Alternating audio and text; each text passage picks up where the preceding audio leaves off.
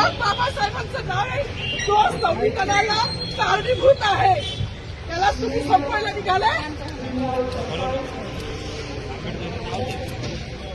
पालकमंत्र्यांची फार मोठी चूक आहे मॅडम, माफी मागणार नाही, पण पालकमंत्र्यांची चूक पदरात घ्यावी.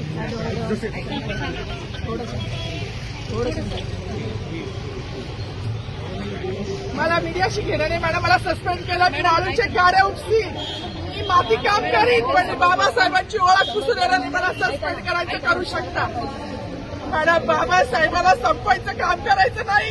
26 जानेवारी 15 ऑगस्ट मध्ये मी नाही मानत, पण लोकशाही मॅडम तुम्ही सुद्धा संविधानामुळे आहात, पालकमंत्री सुद्धा पालकमंत्री संविधानामुळे आहे.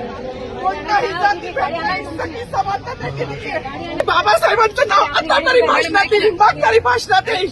ज्या लोक संविधानाला लोकशाहीला कारणीभूत नाही त्यांची नावं वारंवार घेतली गेली. मग जो संविधानाला कारणीभूत आहे तो प्रजासत्ताक दिनाचा जो मानकरी आहे त्याचं नाव भाषणात का नाही.